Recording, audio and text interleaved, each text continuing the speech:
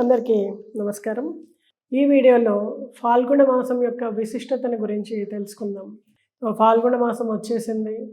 ఫాల్గుణము అనగానే విష్ణు ప్రీతికరము అని మనకి భాగవతం చెప్తోంది. అయితే శుద్ధ పాడ్యమి నుంచి 12 రోజులు మనము పయోవ్రతము అని చెప్పి చేసుకుంటూ ఉంటాము దీంట్లో.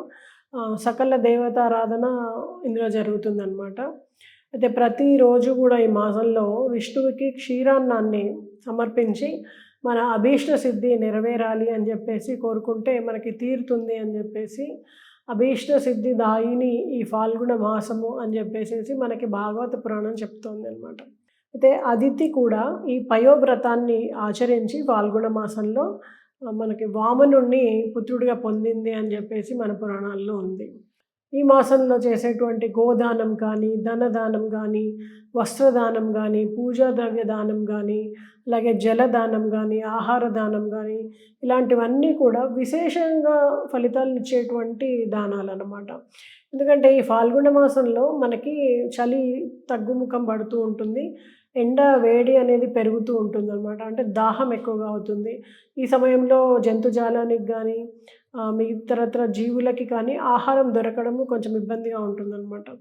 మరి ఈ సమయంలో మనము జలచరాలకి కానీ లేకపోతే ఇతర జీవులకి కానీ చేసేటువంటి ఆహారము, వాటికి నీటిని వసతిని ఏర్పాటు చేయడం కానీ, అలాగే దారిన వెళ్ళే వాళ్ళ కోసం చలివేంద్రాలు ఏర్పాటు చేయడం కానీ, ఇలాంటివన్నీ చాలా విశేషంగా మనకి ఫలితాలను ఇస్తూ ఉంటాయి.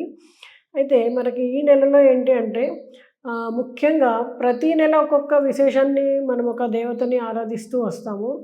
చివరికి వచ్చేటప్పటికి ఈ చైత్రాది మాసాలన్నిట్లో కూడా మనకి ఈ ఫాల్గుణ మాసము అనేది చిట్ట చివరి మాసం అన్నమాట. దీంట్లో సర్వదేవత వ్రత సమాహారంగా మనకు కనిపిస్తూ ఉంటుంది. అంటే ప్రతి నెలలో ఇంతకుముందు చేసినటువంటి అందరి దేవతల ఆరాధన మనకి ఈ మాసంలో కనిపిస్తుంది. అయితే వసంత పంచమి నుంచి ఫాల్గుణ పూర్ణిమ వరకు ప్రకృతి ఒక విధంగా రోజుకొక రంగు సంతరించుకుంటూ ఉంటుందన్నమాట. ఒక పక్క చలి తగ్గుముఖం పడుతూ, ఒక పక్క వేడి పెరుగుతూ అట్లా రంగురంగులుగా అట్మాస్ఫియర్ కూడా చాలా రకరకాలుగా కనిపిస్తూ ఉంటుందన్నమాట. ఒకరోజు వేడి అనిపిస్తుంటుంది, ఒకరోజు చలి అనిపిస్తూ ఉంటుంది. చాలా వింత ప్రకృతి ఉంటుందన్నమాట ఈ సమయంలో. సో మనము ఈ సమయంలో గనక మనము ఈ దేవతారాధన నిర్దేశించబడినటువంటి దేవతారాధన చేసినట్లయితే మనకి చాలా ఫలవంతంగా ఉంటుంది. అయితే ఫాల్గుణ బహుళ పాడ్యమి నాటికి మెల్లిగా మనకి వేడి ఇంకా ఎక్కువైపోద్ది అనమాట.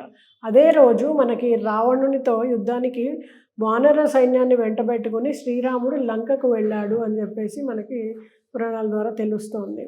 మరి ఫాల్గుణ బహుళ ఏకాదశి నాడు రావణ కుమారుడైనటువంటి ఇంద్రజిత్తుని లక్ష్మణునికి మధ్య జరిగినటువంటి పోరు అనేది మొదలవుతుందని, అది అలా కంటిన్యూ అవుతూ మనకి త్రయోదశి నాటికి ఈ పోరు అక్కడి వరకు కొనసాగింది అని చెప్పేసి మనం తెలుసుకుంటూ ఉంటాము. మరి రావణ బ్రహ్మను శ్రీరాముడు అమావాస్య రోజు ఈ ఫాల్గుణ మాసంలో అమావాస్య రోజు వధించాడు అని చెప్పేసి మనకి పురాణాలు చెప్తూ ఉన్నాయి. అంటే ఇన్ని రకాల విశేషాలన్నీ కూడా మనకి ఈ ఫాల్గుణ మాసంలో ఉన్నాయన్నమాట. మరి హరిహరసుతుడు అయ్యప్ప కానీ, అలాగే పాడకడలి నుంచి మనకి లక్ష్మీదేవి ఆవిర్భవించినటువంటి మాసం కూడా ఈ ఫాల్గుణ మాసమే. సో ఎంత విశేషమైనటువంటి చూడండి, లక్ష్మీదేవి మనకి అవతరించినటువంటి మాసం ఫాల్గుణ మాసం. అలాగే హరిహరసుతుడు అయ్యప్పని ఎంత దీక్ష దక్షతలతో లక్షల మంది కోట్ల మంది భక్తులు కొలుస్తున్నారు, మనందరికీ తెలిసిన విషయమే.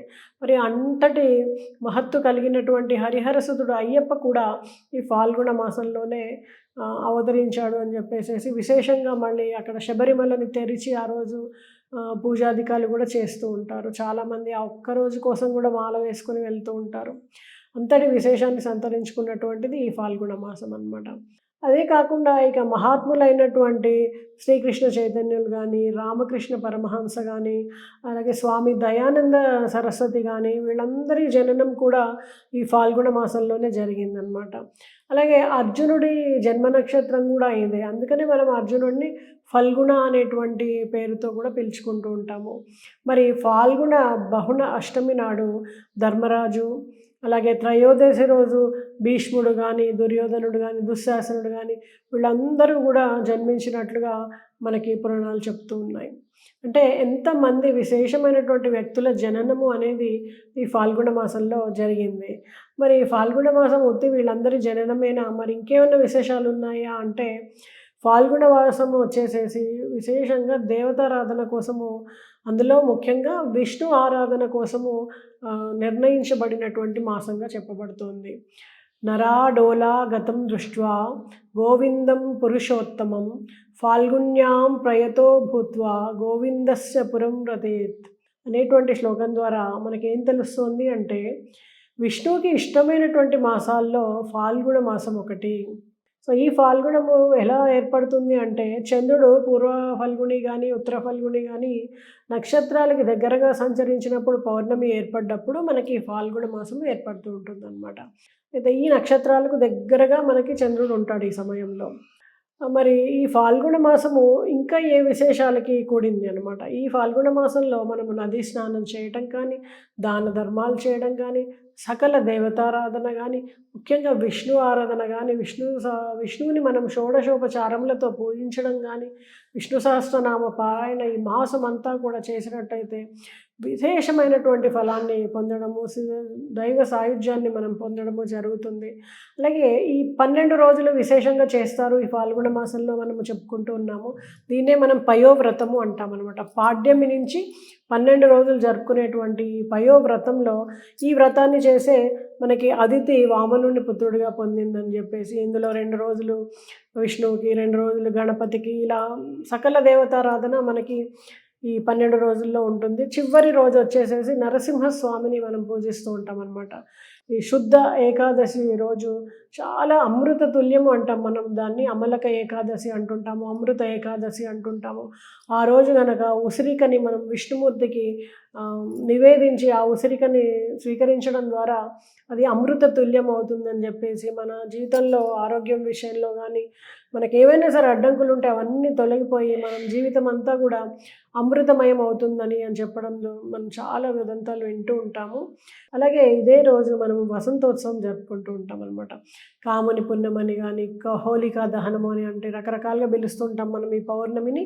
వసంతోత్సవం జరుపుకుంటూ ఉంటాం. అంటే కుంకుమ పసుపు నీళ్ళు ఒకళ్ళ మీద ఒకళ్ళు చల్లుకోవడము, రంగురంగుల నీటిని, రంగుల్ని మనం ఒకళ్ళపైన ఒకళ్ళు వేసుకుంటూ శుభాకాంక్షలు చెప్పుకుంటూ ముందుకు వెళ్తాము. ఎందుకంటే ఆ రోజే హోలిక అనే రాక్షసి యొక్క దహనం జరిగిందని చెప్పేసి విశేషంగా మనము అందరూ కలిసికట్టుగా, పిల్లలు పెద్దలు అందరూ ఈ మాసంలో హోలిక పౌర్ణమిని జరుపుకుంటూ ఉంటాం. మనం దీన్నే హోలీ పండుగ అంటూ ఉంటాము. అయితే ఈ బహుళ అష్టమి రోజు, ఫాల్గుణ మాసంలో బహుళ అష్టమి రోజే మనకి సీతాదేవి భూమి నుంచి ఆవిర్భవించింది అని కూడా పురాణాలు చెప్తూ ఉన్నాయి మనకి. ఇంతటి విశేషమైనటువంటి మాసంలో మనం ఏం చేస్తే మనకి బాగుంటుంది అంటే, ముఖ్యంగా దానం. ఎప్పుడైనా సరే దేవతారాధన, దానము, ఇవి రెండే మనకి మోక్షాన్ని ఇచ్చేటువంటి కర్మలు. సో మనం ఇందులో విష్ణు ప్రీతికరంగా విష్ణువుని ఆరాధిద్దాము. అలాగే సకల దేవతారాధనని చేద్దాము. ప్రతిరోజు కూడా విష్ణు సహస్ర పారాయణ చేయండి. వేరే ఏ మాసంలో చేసిన దానికంటే కూడా ఈ ఫాల్గుణ మాసంలో లక్ష్మీదేవి ఉద్భవించింది కాబట్టి విష్ణువుకి చాలా ఈ మాసం అంటే ఇష్టము. అందువల్ల ఈ నెలలో మీరు ప్రతి ఒక్కరూ కూడా విష్ణు సహస్రనామ పారాయణ చేయండి. కుదరలేని వాళ్ళు నారాయణ స్తోత్రాన్ని పఠించండి, లేదా ఓం నమో నారాయణాయ, లేదా ఓం నమో వాసుదేవాయ, లేదా గోవిందాయ అనే ఏదో ఒక నామాన్ని మీరు విశేషంగా జపించుకోండి. దీనివల్ల విశేషమైనటువంటి ఫలితాన్ని పొందుతారు.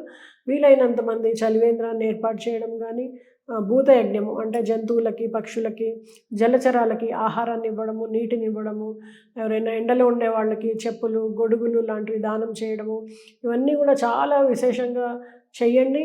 దాని ద్వారా మోక్షాన్ని పొందండి.